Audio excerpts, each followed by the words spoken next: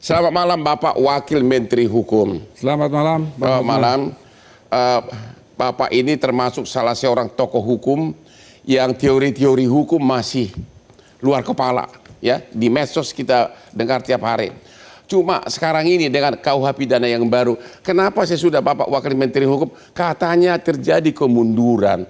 Kok menyerang kehormatan presiden dan lembaga negara sekarang jadi pidana? Itu kan menghambat rakyat untuk protes dan menimbulkan multi tafsir. Gimana Pak? Ya, jadi sebetulnya pasal terkait penyerangan kehormatan presiden dan wakil presiden kan bukan baru ada sekarang, sudah dari dulu. Tapi sudah dibatalkan oleh MK.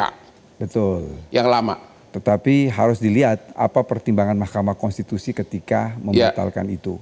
Yang dibatalkan pada tahun 2006, pasal 134 bis waktu itu terkait penyerangan kehormatan terhadap presiden dan wakil presiden, karena di sana bukan delik aduan, sehingga dilihat di dalam pertimbangan hakim waktu itu dikatakan bahwa ini harus menjadi delik aduan. Jadi sebetulnya kita memformulasikan pasal 218 terkait penyerangan harkat dan martabat presiden itu, kita sudah merubah bahwa itu adalah delik aduan absolut. Apa maksud dari delik aduan absolut? Yang bisa mengadu hanyalah presiden atau wakil presiden. Jadi kira-kira seperti itu. Tapi bahasanya kan terlalu umum. Menyerang martabat presiden dan wakil presiden. Demikian juga lembaga negara. Saya kasih contoh. Kalau tiba-tiba si oknum yang suka ngomong itu loh. Yang dibilang Dewan apa itu? Perampok rakyat.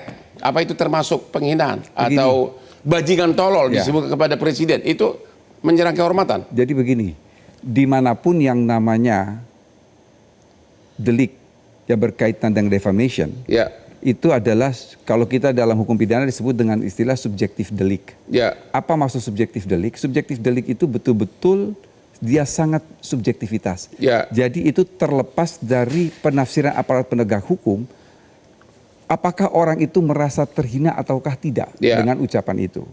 Tetapi di dalam KUHP yang baru ini, dia ada alasan penghapus pertanggungjawaban pidana.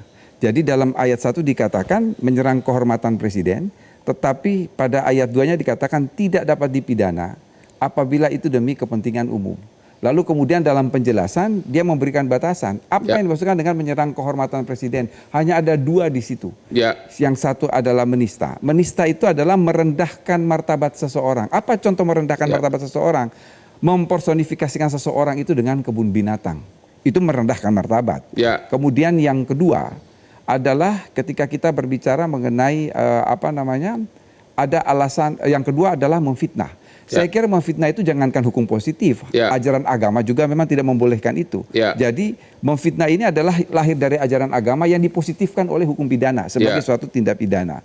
Yang kedua, dia ada alasan penghapus pidana. Apabila itu dilakukan demi kepentingan umum atau untuk membela diri tidak bisa dipidana. Lalu apa wujud kepentingan umum? Di situ dijelaskan, wujud kepentingan umum itu antara lain adalah melakukan kritik terhadap kebijakan pemerintah. Kritik itu diwujudkan antara lain dalam unjuk rasa. Artinya pasal itu satu, dia membolehkan kritik. Yang kedua, kritik dalam bentuk unjuk rasa dibolehkan. Jadi kalau kita melihat dalam satu kesatuan antara pasal dan penjelasan, maka di situ sebetulnya dia tidak menghalangi kebebasan berdemokrasi, tidak menghalangi kebebasan berekspresi, mengeluarkan pikiran baik lisan maupun tulisan. Tapi kan karena Bapak ahli hukum, dosen lagi, bisa membahas secara detail begitu. Kalau di kepolisian bagaimana nasibnya nanti? Itulah tugas kami selama 3 tahun ini, sudah memberi pengarahan kepada teman-teman aparat penegak hukum. Profesor Topo dan saya membuat buku anotasi dan itu sudah sekitar 15.000 eksemplar. Itu dibeli oleh teman-teman jaksa, teman-teman hakim, teman-teman di kepolisian. Jadi mereka membaca bagaimana suasana kebatinan, maksud kami pembentuk undang-undang merumuskan berbagai pasal tersebut dalam kitab undang-undang hukum pidana. Jadi mereka sudah tahu, artinya sudah ada kesamaan frekuensi untuk bagaimana menerapkan pasal ini. Kalau begitu biar rakyat langsung tahu. Itu seperti siapa itu yang suka ngolok-ngolok presiden dengan kata-kata bajingan tolol. Saya mau tanya Bapak sekarang. kalau saya mengucapkan bajingan tolol ke presiden sekarang ini, kena nggak pasal ini? Kembali lagi kepada subjektivitas orang yang dicemarkan nama baiknya. Kalau saya pribadi, Ya. ketika misalnya ada satu kebijakan, lalu menghujat kebijakan itu, bagi saya itu bukan suatu penghinaan, tapi itu suatu kritik. Walaupun ada kata-kata Ya. bajingan tolol loh. Kalau saya itu sebagai suatu kritik.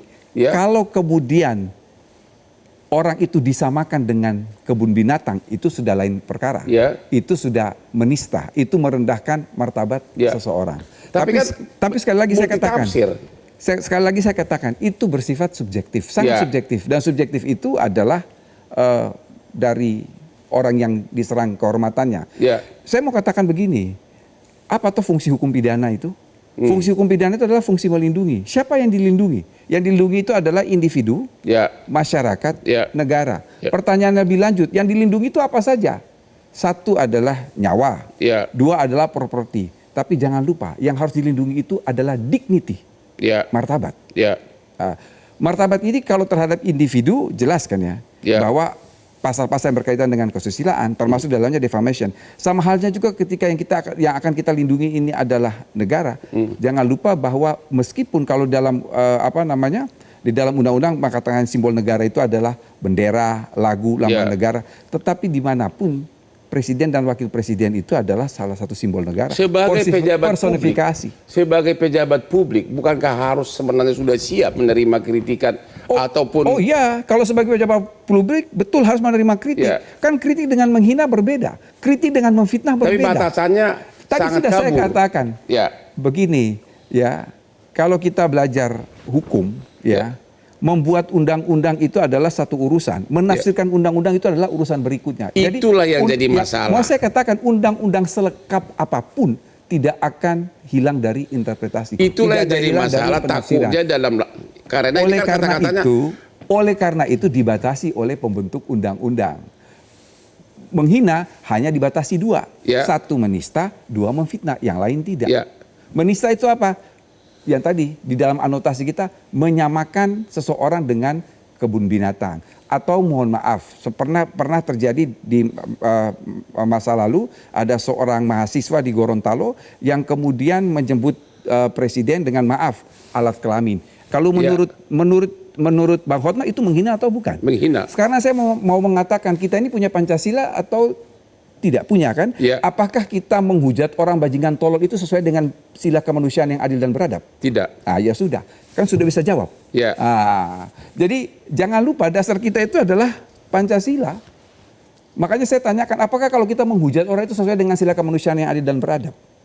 Jadi pasal ini tidak ada perdebatan yang berarti di antara para ahli waktu itu yang menyusun. Semua setuju. Kami semua setuju. Oke, sekarang kita ke lembaga negara. Kalau kita kan sering lihat di medsos, DPR itu adalah Dewan Perampok Rakyat. Itu termasuk penghinaan nggak? Begini, soal pasal 240 Ya. tentang penghinaan terhadap lembaga Ya. negara. Pasal penghinaan terhadap lembaga negara ini kembali lagi Ya. kami ambil dari putusan Mahkamah Konstitusi tahun 2006 ketika pasal 134 bis itu diuji di Mahkamah Ya. Konstitusi. Dalam satu pertimbangan dan pertimbangan itu bersifat ratio residendi, artinya pertimbangan yang bersifat mengikat, Ya. di situ dikatakan kalau penghinaan terhadap lembaga negara janganlah menggunakan pasal 134 bis, Ya. tetapi kembali kepada pasal 207 KUHP yang lama. Ya. Pasal 207 KUHP yang lama itu cuma ditambahkan oleh Mahkamah Konstitusi harus menimbulkan akibat. Ya. Artinya itu dirumuskan secara material. Akibat apa? Kerusuhan dan lain sebagainya. Ya. Yang kedua dikatakan kalau toh tidak menimbulkan akibat maka dia bersifat absolut. Artinya yang melapor itu adalah harus pimpinan lembaga. Ya. Itulah yang kemudian kita rumuskan dalam pasal 240 Ya. KUHP. Yang lebih lanjut kita mau mengatakan kalau kita pakai pasal 207 itu mohon maaf terlalu luas. Ya. Karena penguasa negara itu penguasa umum itu kan banyak. Mulai dari atas sampai di Ya. daerah. Di dalam KUHP ini dibatasi. Hanya presiden, wakil presiden, MPR, DPR, DPD, Mahkamah Agung, Mahkamah Oke. Konstitusi. Kalau begitu karena rakyat ini kan banyak yang tidak mengerti hukum.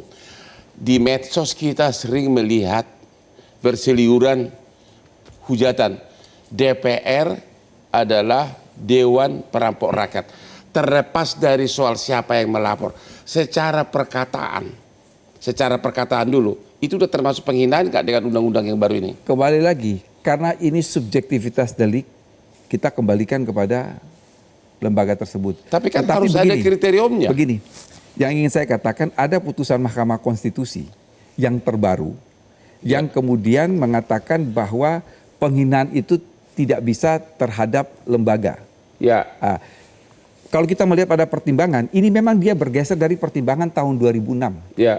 Pertimbangan tahun 2006 itu dikatakan bahwa kalau penghinaan terhadap lembaga, dia tidak bisa dilaporkan kecuali aduan dari siapa? Aduan dari pimpinan lembaga yang bersangkutan. Let's say pimpinan DPR mengatakan, kau telah menghina karena menyebutkan Dewan Perampok Rakyat. Secara kalimat, kan tadi kan mengatakan subjektivitas. Betul. Yang menentukan subjektivitas itu siapa? Saya kira begini, kita tidak bisa menerjemahkan kata per kata, harus kan ada satu konteks kalimatnya seperti apa. Ya. Makanya itu ya dalam setiap perkara defamation atau penghinaan atau pencemaran nama baik, pasti salah satu ahli yang didengarkan keterangannya itu adalah ahli bahasa. Ya. Jadi tidak, kalau ahli pidana dia hanya mengatakan ini memenuhi unsur ataukah tidak, tetapi dia untuk mengatakan apakah ini memenuhi unsur ataukah tidak, dia akan menanyakan itu kepada ahli bahasa. Sekarang Bapak sebagai ahli, Bapak sudah melebihi ahli. Begini, kalau pidana, saya pun akan bertanya kepada ahli bahasa, apakah, kan kita tidak bisa menilai kata per kata, tapi kita menilai itu dalam satu konteks. Sekarang gini deh, dalam konteks sekarang pengerusakan hutan. Misalnya ada warga yang tiba-tiba, halo DPR, kau tidak mengawasi. Kalau konteksnya jelas, kamu itu adalah Dewan Perampok Rakyat. Kalau saya itu tidak mengkritik, maaf, itu tidak menghina. Itu tidak menghina? Ya, itu kritik. Karena konteksnya ada. Ya. Jadi yang menentukan subjektivitas nanti polisi? Tidak, pimpinan lembaganya. Karena itu kan subjektif delik. Dia melapor. Betul. Tapi kan ada unsur deliknya yang menentukan polisi kan? Memenuhi unsur setelah dia memanggil ahli bahasa. Dia memanggil ahli pidana. Ya kan, ahli itu kan dalam pembuktian adalah alat bukti. Dan dalam praktek ahli bahasa itu adalah pesanan dari oknum polisi.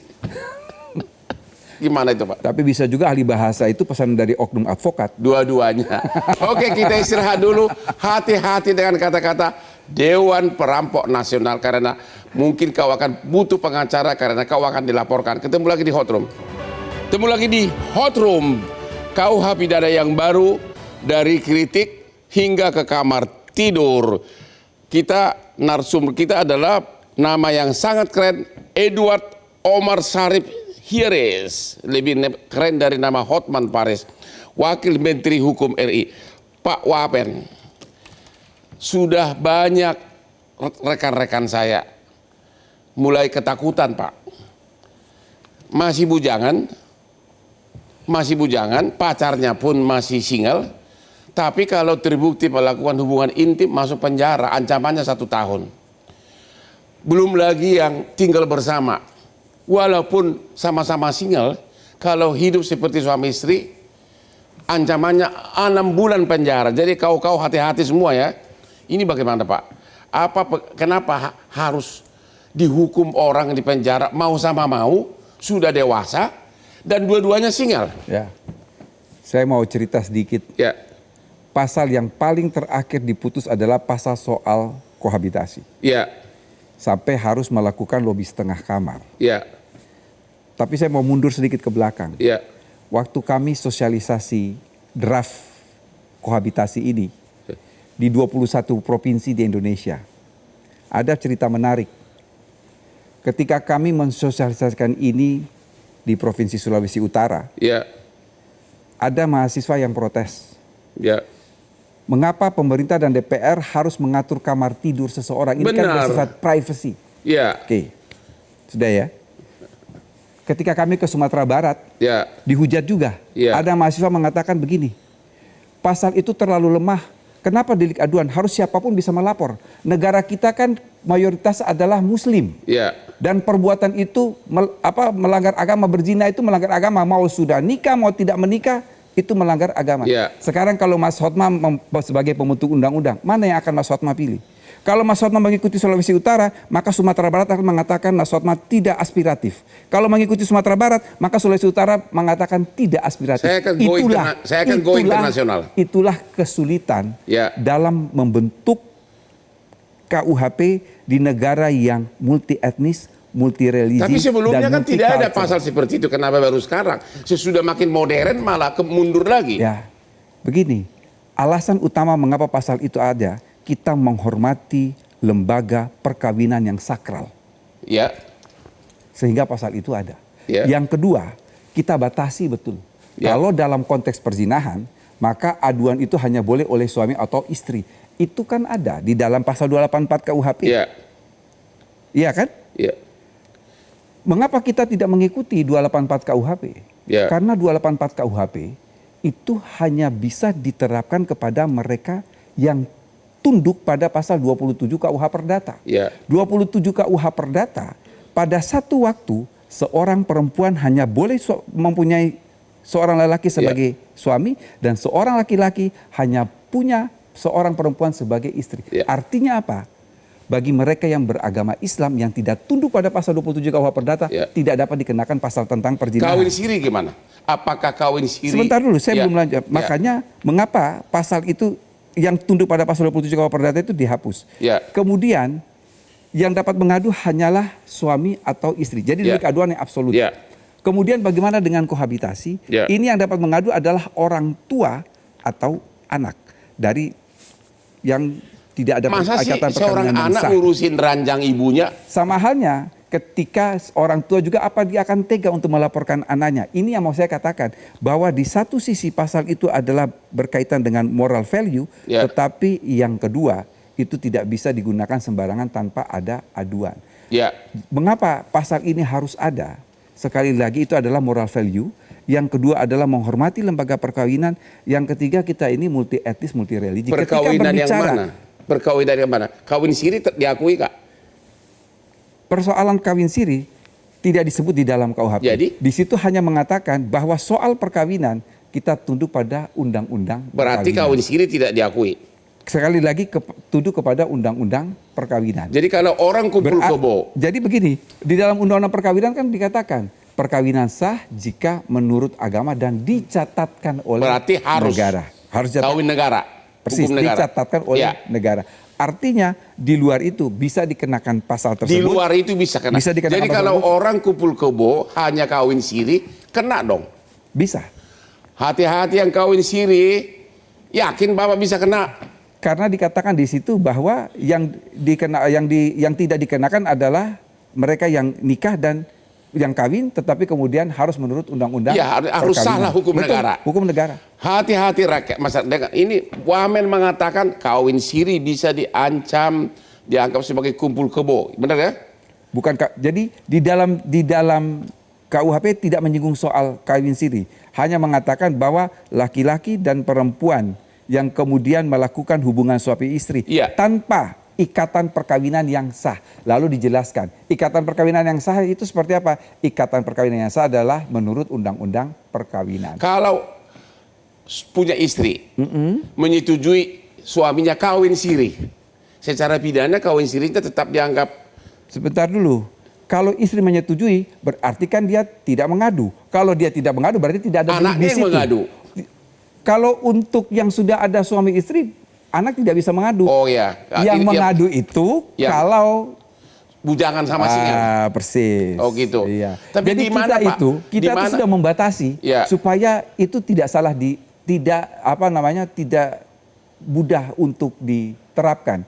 Dia menjadi delik aduan absolut. Kalau ditanya kepada kami yang pembentuk undang-undang, kami tidak akan go internasional soal itu. Begini, saya mau bilang begini ya. Isi KUHP di seluruh dunia itu sama. Kecuali dalam 3 hal. Satu adalah delik politik. Bagi negara berbeda. Yang kedua adalah soal defamation, penghinaan. Jadi saya selalu mengatakan begini, ketika berbicara penghinaan, itu gak usahlah dibilang Amerika begini, Jerman begini, bullshit. Kita berbeda budaya. Yang ketiga adalah soal tindak pidana yang berkaitan dengan seksual. Itu setiap negara berbeda. Bang Hotma, Anda buka KUHP Cina, Di dalam KUHP Cina tidak ada satupun bab tentang delik kesusilaan, nggak ada. Ya, adanya apa? Tidak ada, tidak Bebas. ada, tidak ada. Saya katakan tidak Artinya ada. bebas. Saya katakan tidak ada, dia tidak mengatur soal itu. Oke, kalau gitu saya tanya lagi. Pengertian kumpul kebo. Kalau di ibu kota ini kan, kumpul kebo itu dalam versi modern. Si koko cuma mungkin datang 2 jam, Ya. pulang. Tapi mereka sudah seperti suami istri, semua fasilitas istri dikasih apartemen, uang bulanan. Tapi dia walaupun sama-sama single, pulang. Ya. Datang lagi besoknya, pulang cuma 2 jam, habis bertempur. Pertanyaannya, itu termasuk kumpul kebo nggak? Termasuk. Termasuk kata Wamen, halo para yang di apartemen sekarang ini ada ribuan pasangan. Siap-siap cari pengacara kamu. Dan ada Hotman Paris di sini. Tapi tidak menjadi soal dalam pengertian selama tidak diadukan oleh Ya, orang kalau tuanya. diadukan, kalau tentu. kalau diadukan oleh orang tuanya, jalan. Kalau perkara. diadukan oleh orang Orang tua. tuanya atau anaknya, jalan. perkara itu. walaupun laki sama cewek itu masih sama-sama single, Ya. walaupun si cowok misalnya si Koko Pik misalnya datang cuma 2 jam sehari, Jadi- itu termasuk kumpul kebo, ancamannya 6 bulan penjara. Kamu rakyat Ya. Indonesia. Jadi saya mau cerita. Ya. Ketika KUHP itu disahkan tanggal 6 Desember 2022, ya, itu Indonesia mendapat protes dari hampir seluruh duta besar negara asing yang ada di Jakarta. Ya, Dan kemudian waktu itu Presiden Joko Widodo meminta bersama Menteri Luar Negeri Bu Retno Marsudi untuk saya menjelaskan kepada para duta besar. ya. Setelah saya menjelaskan panjang lebar, diam semua. Oh ya. Karena saya katakan, Karena Bapak terlalu pinter bukan, jelasin. karena saya katakan, kalau bicara kesusilaan Anda jangan bandingkan dengan negara Anda. Ya, Mereka diam di situ. oke. Ya, jadi kalau tadi saya tanya kepada Bang Hotma dalam konteks secara diametral, Sulawesi Utara meminta ini tidak diatur, Sumatera Barat meminta ini diatur. Kalau saya bukan go internasional, kita Ya. harus mencari win-win solution di negara yang multi etnis, multi religi dan multi culture. Begitu. Ya. Oke. Perkiraan Bapak bakal membludak enggak ini? Bakal banyak enggak rakyat Indonesia terkena pasal-pasal ini? Perkiraan Bapak. Kalau saya tidak, karena apa? Karena dalam konteks misalnya yang saya katakan perzinahan yang dalam dengan 284, perzinahan itu kan sulit sekali untuk pembuktiannya, dibatasi. Apalagi sekarang dia menjadi delik aduan yang absolut, baik untuk perzinahan maupun kohabitasi. Pertanyaannya, hubungan suami istri itu harus ada terbukti kan melakukan hubungan intim? Persis. Kalau itu memang agak susah ya. Memang Pembuktiannya sangat susah. sangat Jadi susah. walaupun kumpul kebo harus ada bukti mereka hubungan suami istri. Persis. Aduh, kirain pengacara bakal panen nih. Ada lagi pasal perlindungan ya. Oke, kita akhiri Pak diskusi kita malam ini. Kami mengucapkan terima kasih kepada Bapak Wakil Menteri Hukum yang benar-benar analisa hukumnya sangat berbobot. Demikianlah akhir dari diskusi kita dengan Bapak Wakil Menteri. Sampai ketemu lagi di Hot Room. Terima kasih Pak. Jelajahi cara baru mendapatkan informasi. Download Metro TV Extend sekarang.